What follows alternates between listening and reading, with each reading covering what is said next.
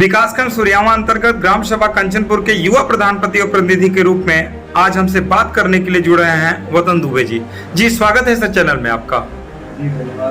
सबसे पहले तो सर, प्रधान बनने से पहले आप भारतीय जनता पार्टी के एक समर्पित कार्यकर्ता के रूप में अपने जीवन के अनमोल कई साल आपने बिताए और उसके बाद जिस तरह से भारतीय जनता पार्टी की प्रदेश में सरकार बनी, केंद्र में सरकार बनी, इसके पहले भी सरकारें आती थी लेकिन 15 अगस्त 26 जनवरी सिर्फ नाम का होता था।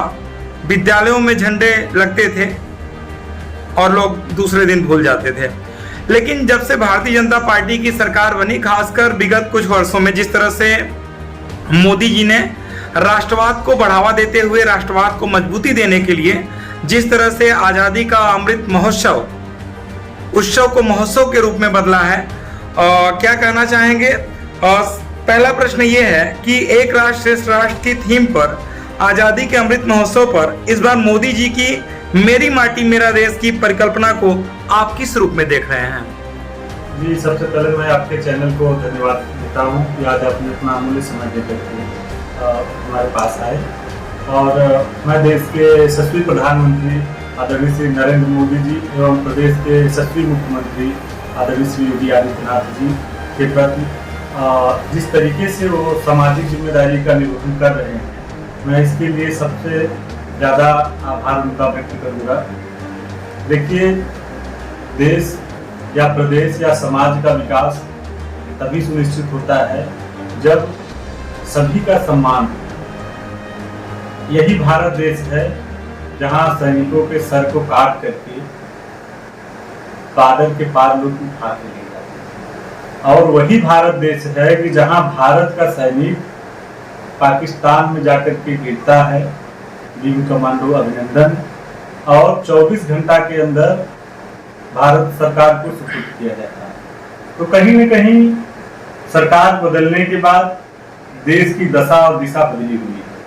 और जैसा कि आपने आज़ादी के 75 वर्ष हम लोग मना रहे हैं, आपने पूछा कि मेरा माटी मेरा देश जैसे कार्यक्रम को आप किस तरीके से देखना चाहते हैं। तो देखिए, मैं एक कार्यक्रम को केवल इसी तरीके से देख रहा हूँ कि मेरे भारत में छोटे छोटे गांव से सिपाही बॉर्डर पर शहीद होते, शहीद हुए, क्षेत्र के लोग, नेता और अधिकारी कर्मचारी उपस्थित हुए, उनको श्रद्धांजलि दिए और अपने अपने घर पे चले गए। लेकिन उस बूढ़ी माँ की आंखें, बूढ़े बाप की आंखें और उस क्षेत्र के लोगों को लिए तो कभी भूलने का विषय नहीं बनता। आदरणीय मोदी जी देश के समस्त सैनिकों के लिए जो शहीद हुए हैं देश में, हम लोगों को ग्राम सभा स्तर पे निर्देशित किया गया था कि जैसे आपके क्षेत्र में अगर कोई इंडियन आर्मी में शहीद हुआ है या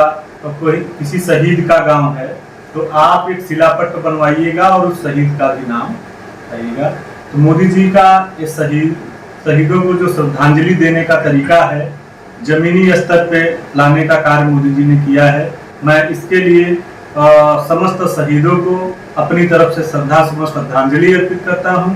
साथ ही साथ माननीय प्रधानमंत्री श्री नरेंद्र मोदी जी का मैं आभार व्यक्त करता हूं। सर, मिट्टी को नमन शहीदों को बंधन, भदोही से भी कई सपूतों ने देश के लिए अपनी शहादत दी।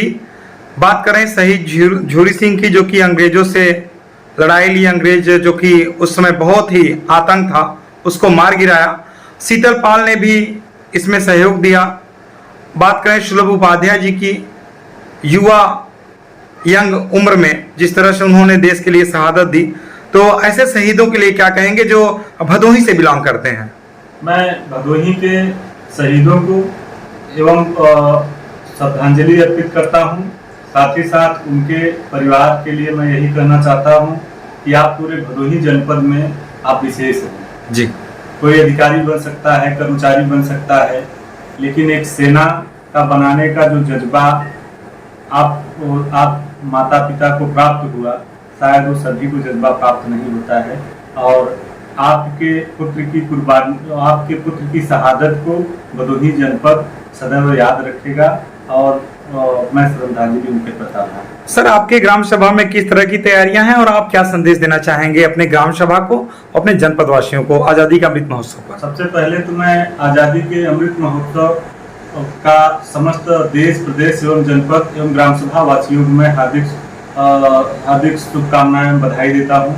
और मैं सभी से निवेदन ये करूंगा कि आप सब भी देश के स्वतंत्रता संग्राम में शहीद हुए वीर सपूतों के प्रति श्रद्धांजलि अर्पित करें। साथ ही साथ हमारे ग्राम सभा में मेरा देश मेरी माटी में जो भी निर्देश हुआ था शासन स्तर से, उसको बनवा करके शहीदों का नाम अंकित कराया गया है।